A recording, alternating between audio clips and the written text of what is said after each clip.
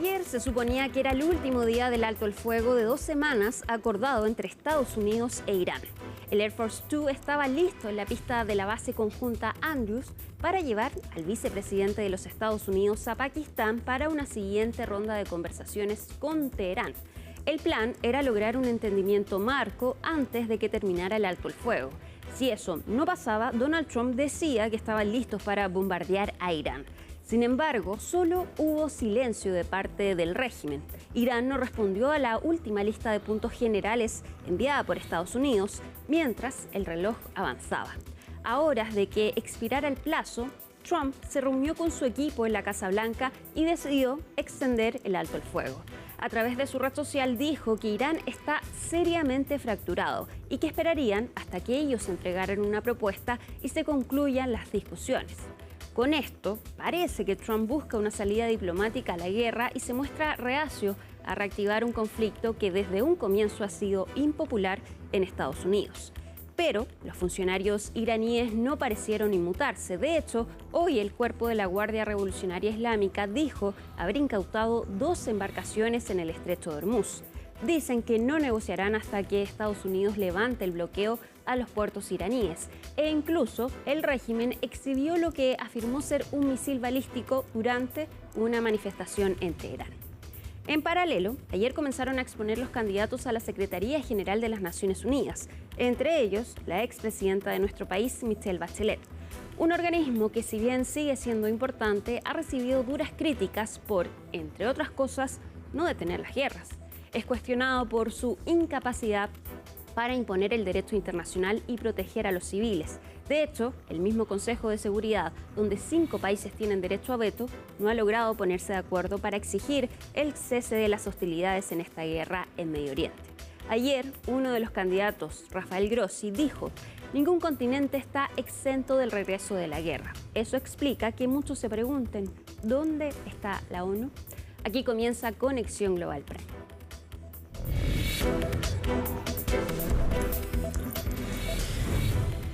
En este capítulo de Conexión Global Prime vamos a analizar lo que está ocurriendo en esta guerra de Irán y también los candidatos a la Secretaría General de las Naciones Unidas. Vamos a partir con Irán. Ya les decíamos, ayer finalmente Donald Trump decidió extender el alto el fuego. Pero, ¿qué significa esto y cómo se llegó a esa decisión? José Levi tiene los últimos detalles en su informe. Poco antes de que finalizara el alto el fuego que él mismo había proclamado durante 2 semanas, es que Donald Trump decidió dar una nueva oportunidad a la diplomacia. Él asegura que las posturas en Irán no están claras, no se sabe quién toma ahí decisiones y entonces da un nuevo plazo para intentar que en Irán lleguen a hacer una propuesta unificada a Estados Unidos.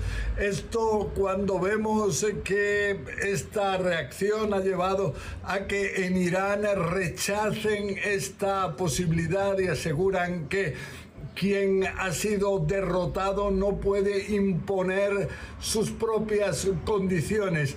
Lo que sí es que Donald Trump afirma que continúa con el bloqueo naval impuesto por él a las importaciones, a las exportaciones de Irán, y entonces esto es rechazado rotundamente por esta República Islámica, donde afirman que se trata de un acto de guerra. Ellos afirman que inclusive esto lleva a que tenga que provocar una reacción que puede ser incluso militar. Entonces vemos que las tensiones son considerables cuando, en respuesta también al bloqueo de Estados Unidos, también Irán ha decidido el incrementar su propio bloqueo a los pasos por el estrecho de Hormuz, y esto cuando habría disparado contra naves, inclusive habría destruido en una de ellas el puente de mando, también habría incautado un par de estas naves, trasladado al interior de Irán, y esto cuando de manera paralela también están incrementando en la Guardia Revolucionaria sus amenazas a la producción petrolífera de los países árabes del Golfo, aliados de Estados Unidos. José Levi, CNN, Jerusalén.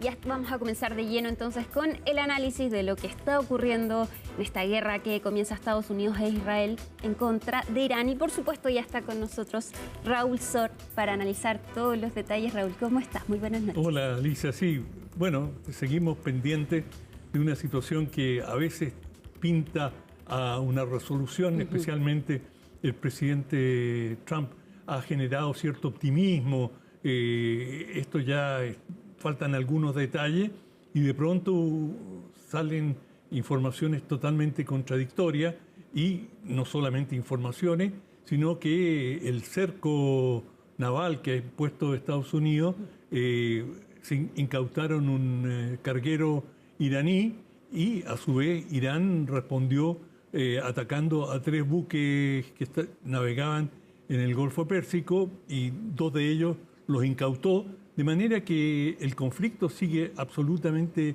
vigente hasta ahora, pese a las declaraciones, y uno nunca sabe cuándo las declaraciones tienen un objetivo ulterior, por ejemplo, influir en los mercados. Por ejemplo, que uno dice, hay una solución ad portas, bueno, y inmediatamente baja el precio del petróleo, y ha surgido en Estados Unidos la sospecha de que hay una manipulación, especialmente por parte del presidente Trump, de manejo de su discurso y de sus anuncios, que han ido acompañados de importantes movimientos en la bolsa de valores, con compras de petróleo o ventas de petróleo, según las declaraciones que él ha hecho, y esto ha generado una investigación, si hay una manipulación en este sentido o no. Pero en lo que toca a la situación concreta, aquí uno de los temas centrales es el tema de la confianza. Y claramente los iraníes perdieron completamente la confianza en Estados Unidos, y esto viene desde el comienzo del conflicto. Cuando estaban en negociaciones y tenían que reunirse en Ginebra, un día sábado Estados Unidos ataca en circunstancias que el lunes debían reunirse para discutir la situación, y se ha dicho, lo hemos comentado, que Irán estaba dispuesto a renunciar a su programa, aparte de su programa nuclear. Bueno, Estados Unidos, de alguna manera artera, se podría decir, atacó mientras estaban esperando estas conversaciones. Y ahora Irán dice, bueno, nos da un plazo, dice hasta tal fecha, si ustedes no han hecho concesiones, nosotros vamos a atacar. Pero ojo, ¿quién nos dice que no nos va a atacar 24 horas antes o 48 horas antes? Esa desconfianza es la que ha generado un debate en Irán de cómo tratar a Estados Unidos. Y han resuelto, por los resultados que uno ve, que no se van a dejar amilanar. Y en este tira y afloje, si tú quieres, Estados Unidos y el presidente Trump ha jugado con el bluff. Es decir, si ustedes no retroceden, las penas del infierno.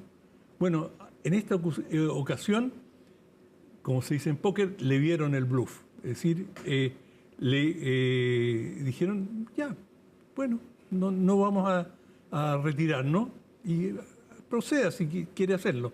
Y justo antes, el presidente Trump dice, no, bueno, le vamos a dar un plazo mayor para que se pongan de acuerdo, porque las propuestas que nos han hecho ustedes son muy contradictorias, se ve que están divididos, y bueno, háganos una propuesta más coherente para que podamos comenzar a negociar.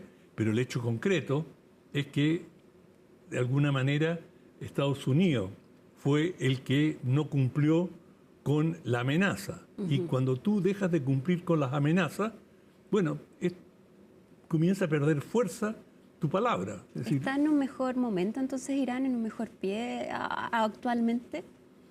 Yo diría que están en una situación muy compleja, resistieron lo peor del embate, y aquí hay situaciones que es difícil saber. Por ejemplo, cuando Estados Unidos se dio la gran represión en Irán y murieron miles de personas. No quiero dar una cifra porque hay distintas estimaciones, pero fue una represión brutal que ahora uno en retrospectiva entiende que el régimen iraní estaba tratando de aplacar, quebrar toda oposición interna con miras a lo que podría, al conflicto que se avecinaba. Eso de manera alguna justifica, pero por lo menos explica la violencia y la brutalidad de la represión que se ejerció contra una masa de iraníes desarmados, pero en fin, así fue. Y bueno, en esas circunstancias el presidente Trump dice, nosotros vamos a ir al socorro, vamos a ir a ayudar a los iraníes. Y no pasó nada, absolutamente nada. Y bueno, se dio la masacre que hemos comentado y bueno, Estados Unidos llegó tarde. Y llegó tarde porque no estaba preparado. Y ahí uno ve que las declaraciones no calzan con los medios que están en el terreno. Lo mismo según diversas fuentes internacionales, pasa con el bloqueo. Han habido buques que han estado pasando y pese a que Estados Unidos dice tenemos una línea roja que nadie puede cruzar, se habla de una quincena de buques que han cruzado esa supuesta línea roja. Ahora, vemos buques iraníes, me refiero. Exacto, sí. Vemos también que acá también los objetivos o los plazos son distintos para ambos. Acá también, y ya lo conversábamos, hay un choque de culturas entre Irán y Estados Unidos que también sirve para analizar el actuar de cada uno frente a esta guerra. Absolutamente. Bueno, Estados Unidos y la cultura occidental, pero especialmente Estados Unidos es una cultura cortoplacista, exitista, es decir, hay que mostrar resultados. Y uno ve, por lo menos en las últimas encuestas que han sido publicadas hoy, 3 grandes encuestadoras, las 3 de las principales en Estados Unidos, muestran una baja de la popularidad de Trump realmente impresionante. Su popularidad oscila entre 30 y 35%. Y a la inversa, entre un 65 y un 70% de la población estadounidense desaprueba. Y esto con un reloj que está corriendo minuto a minuto de cara a unas elecciones en que ahora los vaticinios son que el gobierno de Trump va a perder el control de la Cámara de Diputados y que incluso hay mitad a mitad la posibilidad de que pierda el Senado. Es decir, que quedaría con un parlamento totalmente adverso. De manera que esto gravita de manera muy central en el apuro de Estados Unidos o del gobierno de Estados Unidos por encontrar una solución. Porque él esperaba tener un resultado como lo que ocurrió en Venezuela, sacar al dictador y después nunca entrar a este país, algo que fue completamente distinto acá en Irán. Exactamente. Tú lo has dicho. Y por el otro lado, la cultura iraní es una cultura milenaria que justamente se toma su tiempo, es una cultura reflexiva y que tienen ritos negociadores muy complejos y sofisticados. Entonces, acá, digamos, genuinamente vemos un choque cultural en las apreciaciones y, lo hemos comentado en otras oportunidades, la capacidad de soportar dolor de una y otra sociedad son totalmente distintas. Es decir, los iraníes tienen una cultura de martirio que viene del chiismo, de la religión que ellos practican, que es totalmente contraria a la cultura occidental y estadounidense, que es, digamos, tratar de... El propósito de la guerra es ganarlo con el mínimo de bajas, con el mínimo de sufrimiento, y que no hay ninguna virtud, ninguna gloria en el padecimiento. En cambio, de un punto de vista religioso, también en el shintoísmo en Japón, también había esa cultura del martirio, de entregarse, del sacrificio, del kamikaze. Bueno, y uno ve cómo en los conflictos eso se manifiesta de manera muy clara. Y esto se refleja en las estrategias y las tácticas militares. Eso explicaría, por ejemplo, la situación del asesinato de Ali Khamenei, que Estados Unidos lo muestra como un triunfo, pero desde Irán parecen verlo como, tenemos un mártir, él murió por por esta causa, se acercó más a Dios. No parece, Irán no lo ve como una derrota tan grande el que Estados Unidos haya matado a su líder. Por supuesto que es una derrota, pero claro, ven que tienen un nuevo mártir al quien seguir y el que está presente en el lugar. No es como Maduro, que fue un problema muy grande que hayan sacado a Maduro y fue una vergüenza.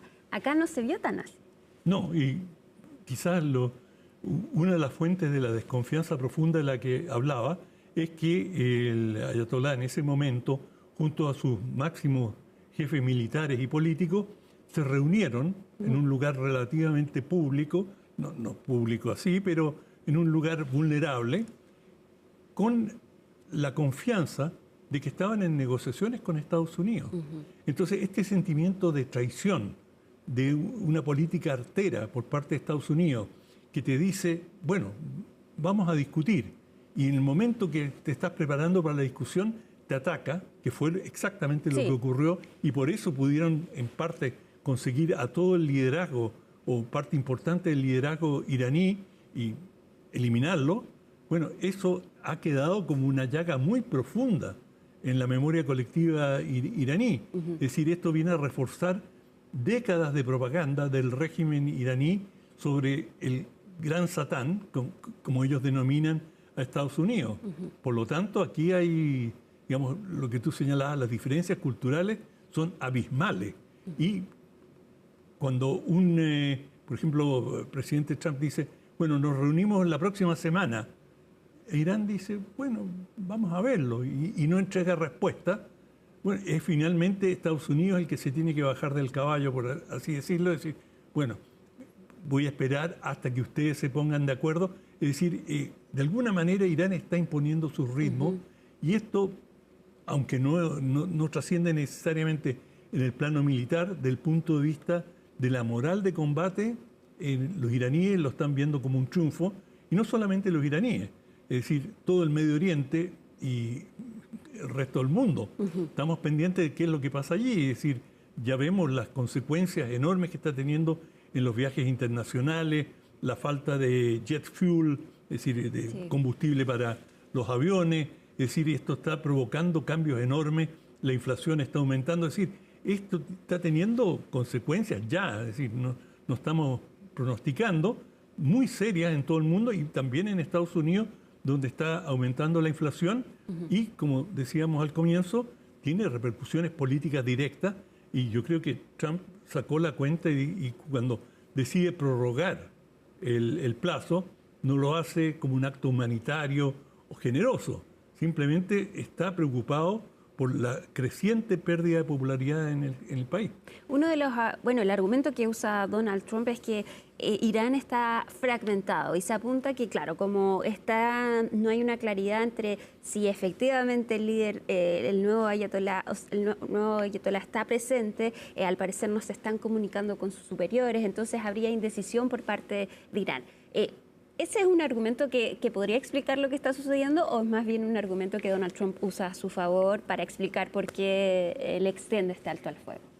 Yo creo que pueden ser ambas cosas. Él se tomó de una propuesta de Pakistán que pedía una extensión del plazo, y llamativamente Trump alabó al jefe militar pakistaní que está realizando las gestiones, y todo esto te indica que la propuesta pakistaní hasta cierto punto es una hojita de parra que le permite cubrirse. Es decir, yo creo que, digamos, desde el punto de vista de opinión pública, él, especialmente por el carácter de Trump, no puede mostrar ningún rasgo de debilidad y estarle haciendo concesiones a este régimen teocrático, primitivo, indeseable, y que, como nosotros, la mayor potencia del mundo, que nunca le ha ido mejor que bajo mi gobierno, de pronto nos está poniendo en una situación incómoda, eso es inaceptable. Y por eso él recurre a todos estos discursos, pero al final del día no sabemos qué está ocurriendo, cuál es el nivel de fragilidad de Irán o de Estados Unidos. Por ejemplo, muchas veces en conflictos anteriores, a veces las treguas no responden a ninguna consideración política, salvo que se han agotado los arsenales. Es decir, que ya han usado buena parte de sus misiles, que no tienen que reponer, y han salido una serie de informaciones que sí, que Estados Unidos ha usado mucho de la munición y que necesitaban un respiro para reponer. Es uno de los factores, pero hay muchos en una guerra, realmente son muchos, y por supuesto el determinante es el político, y yo creo que a estas alturas va quedando claro que no es posible quebrarle la mano a Irán simplemente con un ataque aéreo. Que si quieren, si Estados Unidos se propone un cambio de régimen, va a tener que recurrir a algún tipo de intervención terrestre, y eso abre una compuerta a una situación totalmente diferente. Y si ya hay un porcentaje importante de los estadounidenses que piensan que es una mala idea haber entrado a Irán, especialmente por parte de un candidato, Trump, que dijo yo no voy más a estas guerras interminables, bueno, esto podría tener consecuencias desastrosas. Y estamos hablando de una democracia en que la población es capaz de ejercer, digamos, o manifestar sus opiniones a través del voto, y ese es un castigo muy brutal para cualquier gobierno. Raúl Sor, siempre muy interesante poder hablar contigo respecto de lo que está pasando en este mundo. Muchas gracias por venir Alicia. nuevamente. Super. Y nosotros nos vamos a la pausa, pero ya volvemos con más Conexión Global Prime, donde analizaremos los candidatos a la Secretaría General de la ONU. Ya volvemos.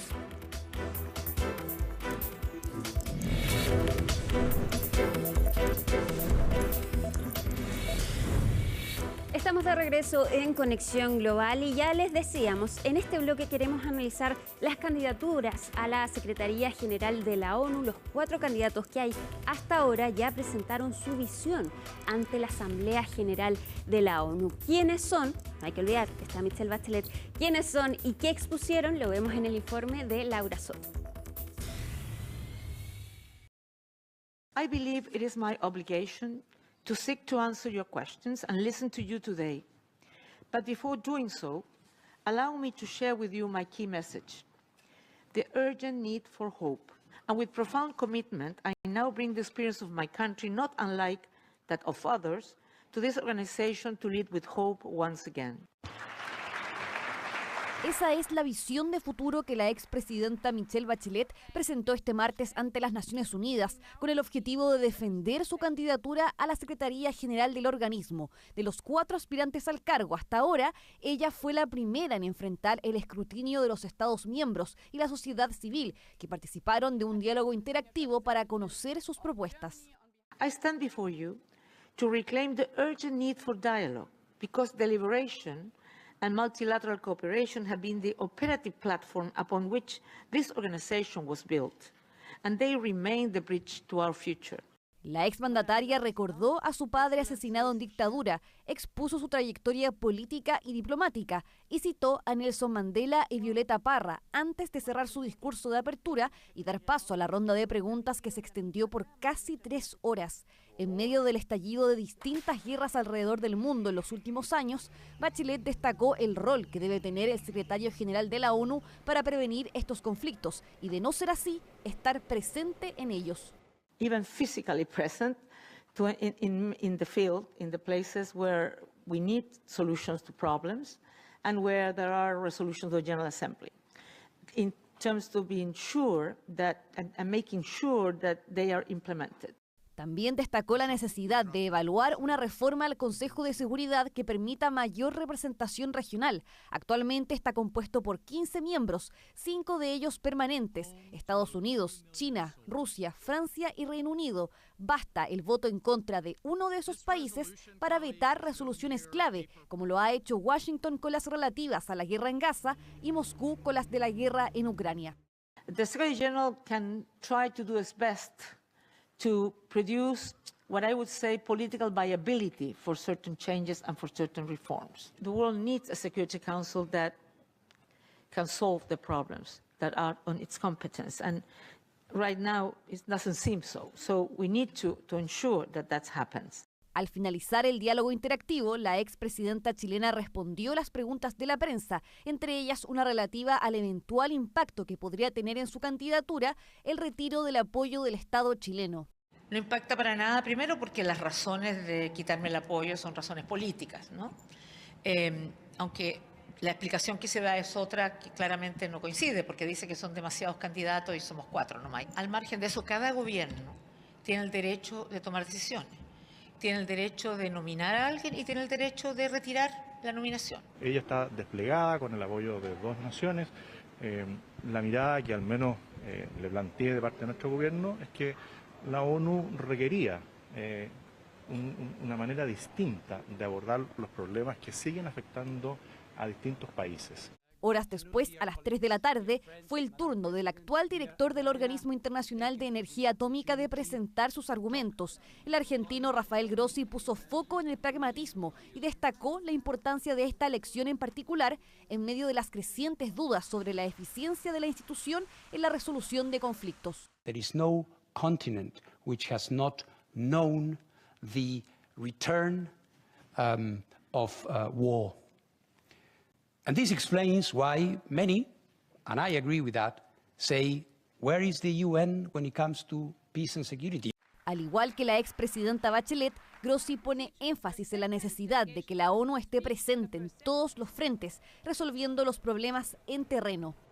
Este jueves fue el turno de la ex vicepresidenta de Costa Rica, Rebecca Greenspan. La diplomática también advirtió la pérdida de confianza que está sufriendo la ONU y su hincapié en el aumento de los conflictos armados que están afectando a civiles inocentes.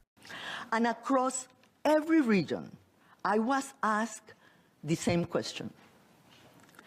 Where is the United Nations? Peacemaking is the purpose of this organization. It will be my first priority. Greenspan aseguró que de ser elegida trabajará activamente por ese objetivo, además de ser una reformista y fortalecer la cooperación con distintos actores. El último aspirante en presentar sus argumentos fue el ex primer ministro y expresidente de Senegal, Macky Sall. El político nominado por Burundi destacó como sus prioridades el restablecer la confianza en la ONU, calmar las tensiones y reducir la fragmentación. Además, apuesta por ser un secretario general imparcial que genere puentes. Trust is built through consistency, fairness, and results. I want to lead a United Nations that uses its resources wisely and its voice responsibly. A United Nations that delivers results. Sall afirmó que para reducir las causas de la migración irregular se deben crear condiciones para que todos lleven una vida mejor. En base a la rotación geográfica tradicional en el organismo, los candidatos latinoamericanos son quienes tienen más chances de ser elegidos como secretario general y en caso de que Bachelet o Greenspan resulten electas, sería la primera vez en sus 80 años de historia que la ONU estaría liderada por una mujer.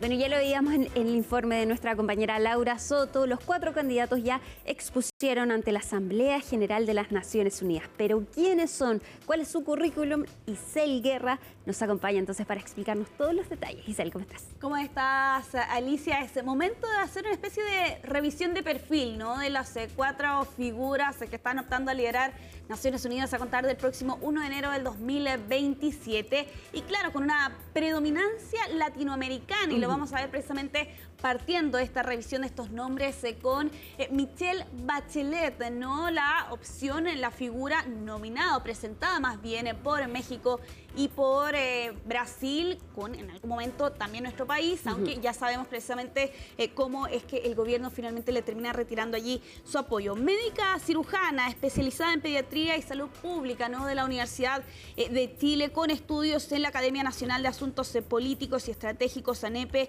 así como también en el Inter-American Defense College de Estados Unidos, también, por cierto, en su experiencia nacional. Evidentemente, ¿no? Por lo demás, como presidenta de Chile en 2 oportunidades, en los periodos del 2006 al 2010, así como también entre el 2014 y el 2018, donde también hay que recordar, fue 2 veces ministra, ¿no? Ministra de Salud entre el 2000 y el 2002, así como también ministra de Defensa entre el 2002 y el 2004.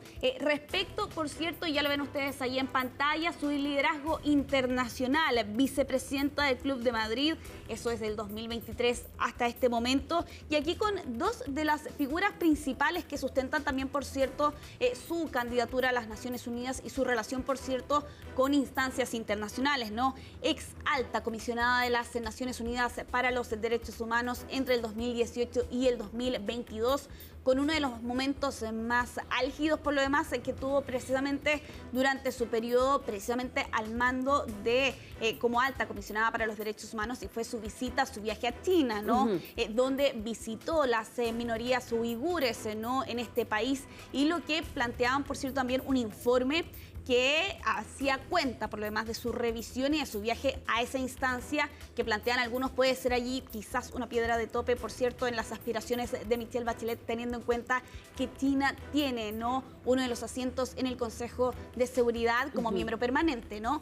Y otra de las figuras, evidentemente, ¿no?, y lo hemos hablado en otras oportunidades, ella fue directora ejecutiva de ONU Mujeres entre el 2010 y el 2013. Lo cierto, Alicia, es que aquí hay un perfil político, evidentemente, con asuntos ligados a los derechos humanos, al multilateralismo, por cierto, y también a la democracia. Te diría, Alicia, que la figura de Michelle Bachelet es la más política dentro de los otros candidatos que ya vamos a ir revisando a continuación. Bueno, ayer también habló respecto del respaldo que le quitó el gobierno de Chile y dijo que eso no impacta en esta candidatura. Claro, exactamente. Ese es el planteamiento que ha presentado Michelle Bachelet tras estos diálogos interactivos, ¿no?, que hemos visto en estos últimos 2 días. Vamos a ir avanzando precisamente en esta revisión con el argentino Rafael Mariano Grossi, ¿no?, que tiene 65 años. Él fue nominado por el gobierno de Javier Milei. De hecho, fue presentado su nombre el 22 de diciembre del año pasado, y con una formación académica centrada en las relaciones internacionales, en la historia internacional y también en la política. Él es doctorado honoris causa, incluyendo también allí una carrera de Derecho por la Universidad de Buenos Aires e Ingeniería Nuclear por parte de la Universidad Politécnica de Milán. Vamos a ir avanzando dentro de la figura de Grossi, por cierto, para revisar su experiencia, particularmente en Argentina, ¿no? Hay una evidente carrera diplomática como embajador del país vecino en Austria, Eslovenia, también en Eslovaquia, con representación permanente también, por cierto, de Argentina en organismos internacionales con sede en Viena. Pero respecto del liderazgo internacional, y es actualmente su cargo, ¿no?, director general del Organismo Internacional de Energía Atómica, la OIEA, desde el 2019 hasta este momento. De hecho, durante este periodo, Alicia, hemos visto su figura, particularmente los conflictos, ¿no?, que han relacionado a la situación nuclear, por ejemplo, en el conflicto entre Rusia y Ucrania, ¿no?, particularmente con la situación de la central de Zaporilla, ¿no?, una de las grandes preocupaciones, sobre todo en los primeros meses del inicio de este conflicto, pero también más recientemente con la situación en Irán, ¿no?, y los ataques y los bombardeos que vimos particularmente el año pasado, así como también por los esfuerzos para poder mediar en las aspiraciones nucleares que tiene Irán, y evidentemente también la postura que tiene Estados Unidos respecto de ese rol que tiene Irán en esta materia. Bueno, a mí me llamó mucho la atención que él ayer en su exposición habló frente a los embajadores, no leyó un discurso. Claro. Y claro, captó harto la atención de los presentes. Sí, sin duda, allí con ese perfil evidentemente más diplomático, de todas formas planteado, por cierto, también en esta exposición que realizaba en estas 12 jornadas. Aunque ojo, porque en el caso de Grossi, él sigue siendo director general del Organismo Internacional de la OIEA, a diferencia de la figura que vamos a ver más adelante. Y eso hasta cierto punto también ha generado algunos cuestionamientos, ¿no?, de que no ha abandonado finalmente su cargo para llevar a cabo su campaña. Aquí evidentemente hay un perfil técnico respecto de la seguridad nuclear. Hay quienes que plantean esa visibilidad a raíz de los últimos conflictos como un punto a favor precisamente de Grossi, que ha alcanzado cierta relevancia y notoriedad. De hecho, sin ir más lejos, recientemente era considerado una de las 100 figuras más influyentes por la revista Time precisamente por el rol que ha tenido en los conflictos. Exactamente. Hoy día expusieron los otros dos candidatos. Exactamente, que de hecho vamos a revisar precisamente una de ellas, Rebeca Greenspan, la costarricense de 70 años, ¿no? Que tiene una formación académica evidentemente ligada a la economía, ¿no? Licenciatura en economía por la Universidad de Costa Rica, así como también una maestría en economía por la Universidad de Sussex en el Reino Unido y un doctorado honoris causa por la Universidad de Extremadura, la Universidad de Salamanca y también la Universidad Europea de Madrid. Esta formación técnica responde, por cierto, a lo que vamos a ver en su experiencia gubernamental, ¿no? Evidentemente fue vicepresidenta de Costa Rica en la década de los 90, entre el 94 y el 98. Tuvo también algunos cargos dentro de ministerios, particularmente como ministra de Vivienda, también ministra coordinadora de Asuntos Económicos y Sociales. Y en el caso de su figura a nivel internacional, también es bastante robusto, ¿no? Secretaria General de la Conferencia de las Naciones Unidas sobre el Comercio y el Desarrollo, la UNCTAD, entre el 2021 y este 2026. Y aquí hago alusión a lo que mencionaba anteriormente respecto de Grossi, porque ella en rigor no está en funciones, o al menos no lo va a estar hasta el mes de septiembre, y esto se entendía para evitar conflictos de interés en su cargo, precisamente en la Conferencia de Naciones Unidas sobre Comercio y Desarrollo y su candidatura precisamente para las Naciones Unidas. ¿No está en funciones por esta candidatura? Exactamente, perfecto. Sí, a diferencia de Grossi, que era lo que revisábamos anteriormente. También tiene otros, y tuvo más bien otros roles, ¿no? Fue secretaria general de la Conferencia Iberoamericana y también subsecretaria general de las Naciones Unidas y administradora asociada del PNUD. Eso en el periodo del 2010 y también del 2014. Esta es otra de las figuras que, al igual que Michelle Bachelet, cumple con algunos criterios que han sonado bastante fuerte en estas últimas semanas, ¿no? Que sea de América Latina y que sea mujer, porque si es que efectivamente llega a ganar Greenspan o Michelle Bachelet, sería la primera mujer en dirigir Naciones Unidas en toda su historia. En 80 años. Exactamente, en 80 años. Y otra de las figuras, Alicia, ya para ir cerrando esta revisión de perfiles, bueno, saliendo del espectro de nuestra región, sin ir más lejos, desde África, Macky Sall, el senegalés, ¿no?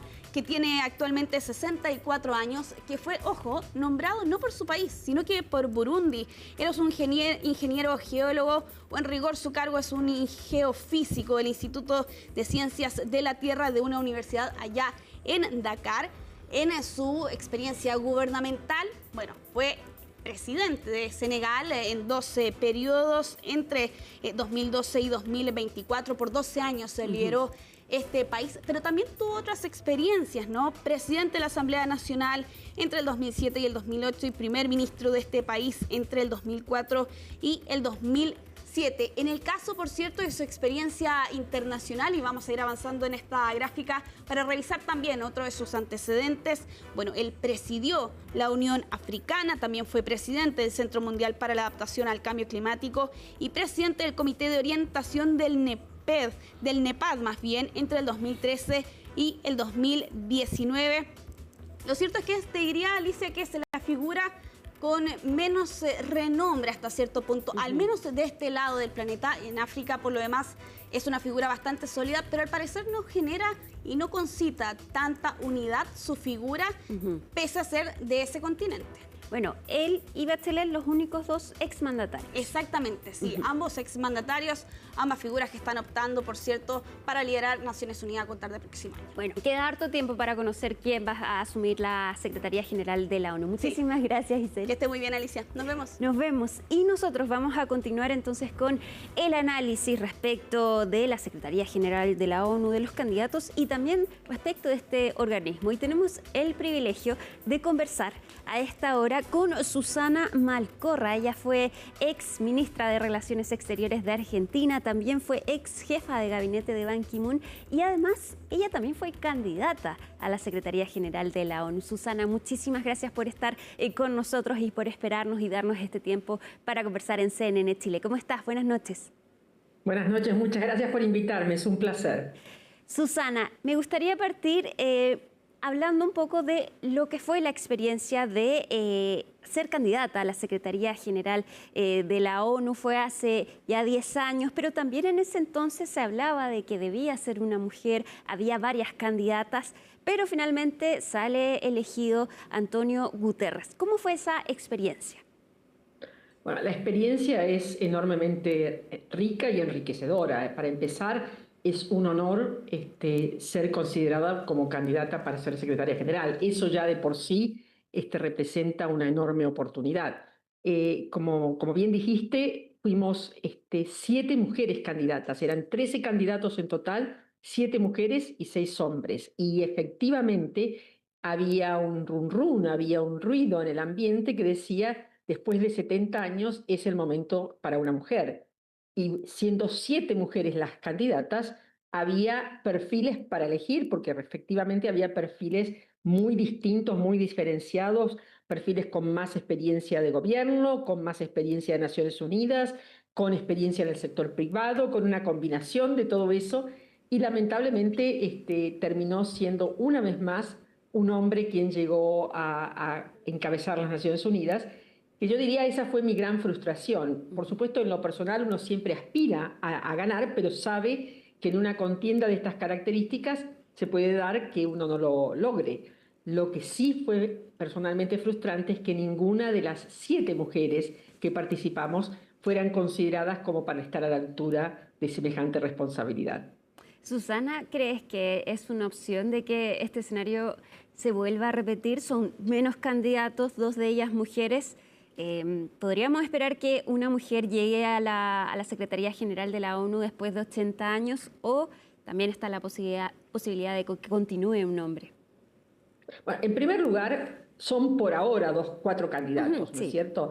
No hay tiempo límite para presentar candidaturas, así que puede darse que haya más candidatos y candidatas llegando en las semanas próximas, ¿no es cierto? Ese es el primer comentario para hacer. No está cerrado esto. Hasta el momento hay 4 candidaturas, 3 de Latinoamérica, 1 de África, como bien han descrito antes. Yo presido una organización que se llama GWL Voices, Global Women Leaders Voices, que fue creada y fundada por Helen Clark, Irina Bokova y yo. Las 3 fuimos candidatas en el 2016. Helen Clark, la ex primer ministra de Nueva Zelanda y ex administradora del PNUD, Irina Bokova, ex ministra de Bulgaria y ex directora general de la UNESCO, y yo, y después de haber llegado al punto en el cual ninguna de las 3 logró el objetivo, nos unimos en esta idea de trabajar juntas en las cuestiones del multilateralismo y un multilateralismo visto de la perspectiva de la mujer y del liderazgo de la mujer. Hoy somos 80 ex oficiales de alto nivel del sistema y uno de nuestros objetivos es que haya una mujer secretaria general. De hecho, tenemos una campaña que se llama Madam Secretary General. Y claramente creemos que es el momento. Este es un momento muy complejo para las Naciones Unidas, es muy complejo para el sistema multilateral, para la ley internacional. Es un momento en el cual hay un distanciamiento respecto de los principios fundamentales que hicieron que se armara las Naciones Unidas, y nosotros creemos que es un liderazgo como el que se necesita para ahora. Tiene muchos atributos que normalmente tenemos las mujeres. Y por eso, una vez más, enfatizamos que sería muy importante que una mujer estuviera a la cabeza. Susana, tenemos claro por qué es necesario que una mujer sea secretaria general de la ONU, pero me gustaría insistir en este punto. ¿Por qué es tan importante que una mujer llegue hasta a este lugar? ¿Por qué es importante para el resto de las mujeres ver a una mujer asumir este puesto? Bueno, yo diría que es importante para los pueblos del mundo, no solo para el resto de las mujeres. ¿Y por qué creo que es importante? En primer lugar, porque en este momento se necesita una fuerte transformación. Las Naciones Unidas ha perdido la confianza por parte de los ciudadanos del mundo y también, hasta cierto punto, la confianza de algunos de los miembros, de los Estados miembros de las Naciones Unidas, algunos de los cuales fueron fundadores del sistema. Entonces, es un momento refundacional, es un momento de transformación que requiere una capacidad para construir puentes, para reducir o ayudar a reducir o contribuir a la reducción de las tensiones geopolíticas. Una capacidad para juntar a la gente, armar equipos. Es tan complejo el momento que no hay ningún potencial candidato o candidata que tenga todos los atributos que se necesitan. Entonces, ser capaces de armar ese equipo es fundamental. Es alguien que tiene que tener un liderazgo muy, muy orientado a la acción, porque si hay algo que se le critica a las Naciones Unidas en este momento es no estar suficientemente presente en los lugares donde se la necesita, en los lugares donde la acción está ocurriendo. Y, sobre todo, yo creo, tener un liderazgo por principios, basado en los principios que subyacen en la Carta de las Naciones Unidas, pero balanceado con un pragmatismo, con esa capacidad de hacer las cosas. Todas estas cosas que he dicho son atributos que las mujeres tenemos, porque entre otras cuestiones, para haber sobrevivido y ser consideradas para esta posición por haber llegado a los niveles que llegaron las candidatas, definitivamente han estado expuestas a la necesidad de esa negociación permanente, de ese tendido de puentes, de ese entender al otro y ponerse en los zapatos del otro para encontrar soluciones. Todo esto yo creo que es fundamental en este momento. Yo no digo con esto, y quiero ser clara, que estos son atributos exclusivos de las mujeres. Definitivamente no. Hay hombres que tienen algunos de estos, algunos que los tienen más acentuados que otros.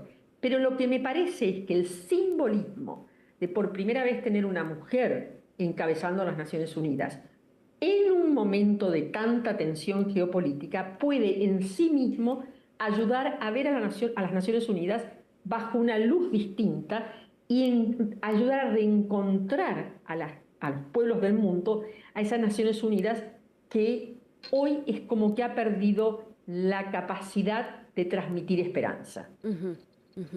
Susana, hay algo, bueno, hay críticas a la ONU, hay críticas al Consejo de Seguridad. Usted que estuvo en este proceso de selección de un secretario general, el proceso sabemos que es bien largo, ahora vienen las votaciones en el Consejo de Seguridad que recomiendan a la Asamblea General un nombre. ¿Este proceso asegura que la persona más indicada pase a ser el secretario general de la ONU o más bien responde a alianzas entre los países, a otro tipo entonces de discusiones que no necesariamente van a derivar en que la mejor persona sea elegida para este cargo? Déjame decirte algo.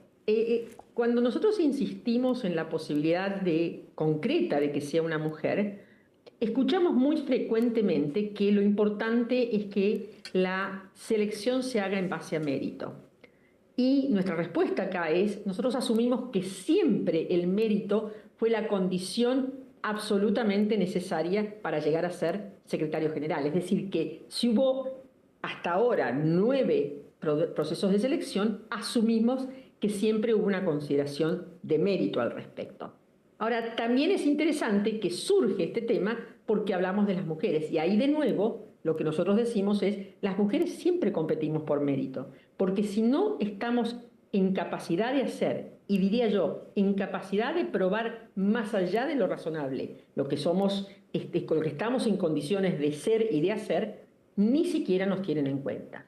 Yendo a lo específico del proceso, el proceso tal cual lo describiste es un proceso largo, no tiene tiempo límite. Hay una sola realidad y es que el 31 de diciembre termina el mandato del secretario general Guterres. Pero eventualmente el Consejo se podría tomar todo el tiempo hasta esa fecha, hasta la hipótesis de que no se pusieran de acuerdo en esa fecha puede existir.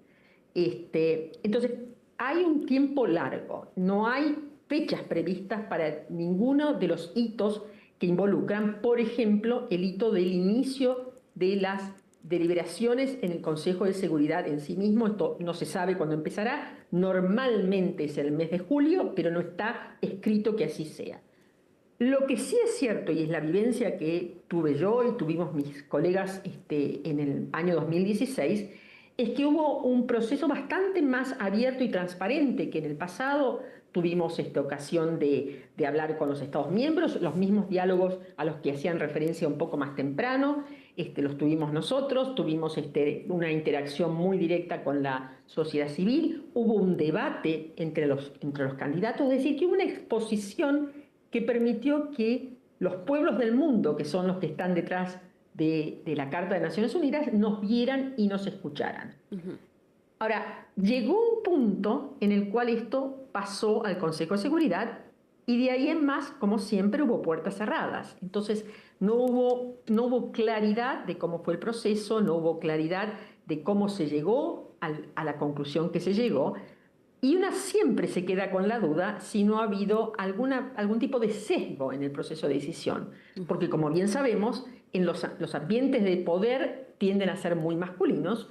El ambiente de la diplomacia y la política internacional es muy, muy masculino.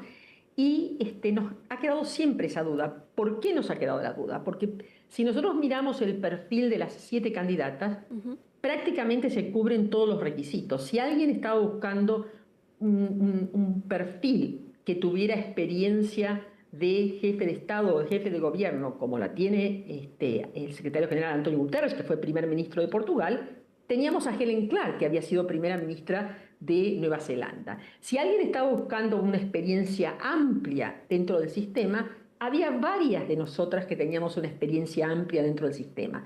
Si buscábamos experiencia en el gobierno, había varias de nosotras que teníamos experiencia de gobierno, aparte de la de Helen como primera ministra. Si alguien pensaba que quizás traer, ahora que se habla tanto de incorporar al sector privado, al sistema en las discusiones de las problemáticas serias que existen, si alguien pensaba que el sector privado era una experiencia, yo tenía experiencia en el sector privado. Entonces, no había ninguna razón objetiva que dijera ninguna de las 7 cruza con todos estos requisitos. Y sin embargo, una vez más, fue un hombre el que lo obtuvo. Y como siempre yo digo, con todo el respeto al secretario general, con todo el afecto, hemos sido colegas, hemos trabajado juntos. La única cosa que seguramente él no cumple es ser mujer. Y bueno, así quedamos. Entonces la expectativa ahora es que esta percepción de posibles sesgos no se vuelva a dar y efectivamente haya una oportunidad genuina de que una mujer sea secretaria general. Susana, ¿y cómo ve usted las candidaturas de las 2 mujeres, la expresidenta de nuestro país, Michelle Bachelet, y también la ex vicepresidenta de Costa Rica, Rebecca Greenspan? ¿Cree que tienen el currículum necesario para ser elegidas secretaria general? ¿Y cuál cree usted que está mejor aspectada para este cargo? Bueno, el currículum fue descrito por ustedes. El currículum de ambas es prolífico y tiene múltiples aspectos incluidos en su currículum. Entonces me parece que no es una cuestión de carencia de currículum, todo lo contrario. En cuanto a la comparación de candidaturas, yo no las voy a hacer, no me corresponde a mí. Tanto Michelle Bachelet como Rebecca Greenspan son miembros de nuestro grupo GW Voices, son colegas, son amigas, y me parece que lo que hay que hacer es dejar que el proceso las evalúe desde el mérito, como les decía antes, ¿no? Desde esos atributos que tienen. Yo creo que no hay ninguna duda. Escuché decir que la que tenía más quilates políticos era Michelle Bachelet. Es cierto que Macky Sall ha sido presidente 2 veces, es decir, que la política también es importante en el caso de Macky Sall, si ese fuera un atributo. También lo ha sido para Rebecca Greenspan, que fue vicepresidenta y ministra en distintas posiciones en su gobierno. Entonces, si ese fuera un atributo, de consideración fundamental, hay suficientes elementos en las 2 candidatas. Si lo que se quiere es la experiencia dentro del sistema, ambas candidatas la tienen, así como la tiene Rafael Grossi, como fue bien descrito por ustedes. Entonces, no hay, en mi opinión, razones de experiencia, de currículum, que puedan descalificar a ninguno de los candidatos que se han presentado hasta ahora, ¿no es cierto? Susana, no quiero incomodarla, pero no hay que olvidar que Argentina, su candidato es Rafael Grossi. ¿Usted cree que de todas maneras, a pesar de que su país ya tiene un candidato, debería ser de todas maneras una mujer secretaria general y por ende entonces Rafael Grossi no debería ser considerado para este cargo? Bueno, Rafael Grossi es un muy buen candidato, es el candidato que eligió el gobierno de la Argentina, con lo cual yo solo puedo tener respeto a eso, no hay otra opción. Desde el punto de vista de la abogacía, desde el punto de vista del activismo que nosotros hemos generado como grupo, y lo hacemos desde hace muchos años, no es nuevo, esto no es de hoy, esto es mucho antes de que supiéramos quiénes serían los candidatos hombres que se iban a presentar. Yo creo que es muy importante lograr esa renovación con el nombramiento de una mujer a la cabeza. Susana, muy interesante conversar con usted. Quiero dejarla comprometida a que cuando sepamos el nombre del secretario general de la ONU podamos conversar nuevamente, porque me ha parecido muy interesante su testimonio. ¿Acepta el compromiso? Yo acepto el compromiso, pero te corrijo una sola cosa. Dijiste el secretario general. Yo seguiría diciendo la secretaria general. Muy bien, tiene toda la razón, Susana. Susana Malcorra, muchísimas gracias por estar con nosotros en Conexión Global Prime. Que tengan muy buenas noches. Buenas noches a ustedes, hasta luego. Bueno, ya lo decíamos, es un proceso largo el que se viene. Falta tiempo para saber quién va a asumir entonces en este cargo, pero por supuesto estamos pendientes a lo que ocurra y también lo que está ocurriendo en Irán. Muchas gracias por estar con nosotros y siga por supuesto en CNN Chile. Que estén muy bien, buenas noches.